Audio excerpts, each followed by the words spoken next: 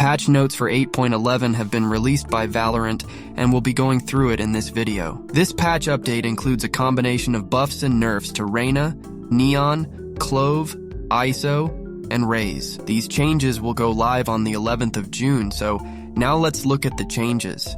But before we do, I'll be asking you a very important question towards the end of the video regarding Clove's future in the game. So now, let's jump inside the video. First, Reyna. Reyna is receiving both buffs and nerfs in this patch to reshape the power of her kit. Her healing has been reduced to 50 from 100, but the time taken to fully heal is reduced from 3 seconds to 2 seconds. So it means that you'll heal faster, but you can only heal up to 50 HP. Also now the overheal of armor will no longer decay after a timer runs out.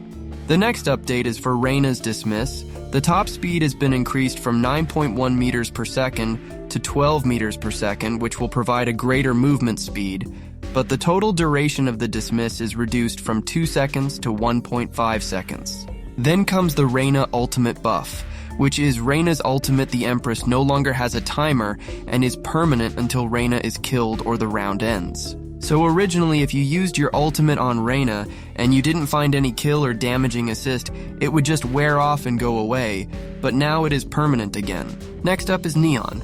Among all the agents, I think Neon has been buffed well. The changes include her fast lane or neon wall starting to dissipate from behind instead of going down all at once. Also, the sound of the dissipation will travel with the wall from behind to front to minimize visual noise in combat space. Although the wall duration has been reduced to 4 seconds from 6 seconds, but the wall dissolve time has increased from 1 second to 2 seconds, and taking into account the wall dissipation pattern, I'd say there's not much change with wall dissipation. Next comes the high gear or sprint ability. Now Neon no longer has her strafe speed reduced while sprinting, and the speed has increased for strafe or sideways movement from 6.73 meters per second to 9.11 meters per second. This means that you can now strafe with the same speed as you go forward or backward. The time for fuel regen has decreased from 60 seconds to 20 seconds, which I think is a big buff, as the regen speed is 3 times of what it was. Neon slide changes. Slide charges have increased from 1 to 2, with the second charge costing 150 creds also. All weapons movement errors when sliding are removed, which means greater accuracy while sliding. This can be very overpowered. Although we have now a 0.2 second buffer before her gun comes out after sliding. Now relay bolt changes. Relay bolt charges have been decreased from 2 to 1. A small nerf we can say, but the wind-up delay has decreased from 1.1 seconds to 0.8 seconds. So basically saying it'll activate 0.3 seconds faster, and the concuss duration has increased from 3 seconds to 3.5 seconds, leaving enemies stunned for more time. Now I think that Neon has won a buff lottery with a minuscule nerf here and there, but do you think Neon buffs are game-changing or meta-disturbing? Let me know in the comments. Next up is Clove. Clove is getting some nerfs and bug fixes to make sure that players play it like a controller more than a pseudo-duelist. The cost of the Clove's pick-me-up or Clove's healing ability is increased from 100 to 200 creds. The heal will now disappear early as the duration is decreased from 10 seconds to 8 seconds, and the time to activate the ability is also decreased from 10 seconds to 8 seconds. Clove's ultimate will now cost 8 charges, which is 1 more than previously needed 7 charges, and the unequipped delay is increased from 0.7 seconds to 0.8 seconds, making the time to take out the gun 0.1 seconds more. Also, the bug where Clove's ultimate will survive the fighting state if they get a smoke assist is also fixed, and now will only work with damaging assists or kills. Now coming on to ISO.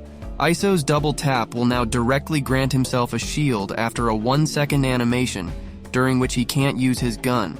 So basically you don't need to kill anyone and then tap the orb to get a shield. You will get a shield directly after 1 second of activating the double tap. This will play a shield forming sound at the end to give a sound cue of the shield getting equipped or getting activated. The charges of the double tap are reduced from 2 to 1, and a kill reset is also added, meaning ISO will get another charge after killing 2 enemies. Also, ISO can now recast double tap while it's active to refresh the duration of the shield. Additionally, ISO will now get slowed less upon his shield breaking, and also, there will be a damage indicator towards the direction of the enemy that broke the shield. Now onto the final agent, Raze. Raze has got some nerfs related to satchels only. Raze's satchels no longer explode for damage or knockback upon opponent destruction, meaning if an enemy destroys a satchel, there will be no damage or pushback effect involved. Next, the horizontal velocity. When satcheling has been slowed, this doesn't have a lot of quantifying information, but somewhat means that you will not be able to travel as long as you used to with Raze satchels. The last update is regarding the satchel explosion sound, which has been increased to make sure enemies can hear the sound from the first satchel when a Raze double satchels.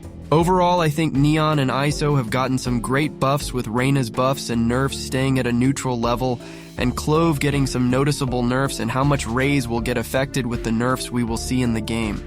Now for the important question. Do you think that Clove being a great ranked agent might end up like Chamber? Let me know in the comments. Peace.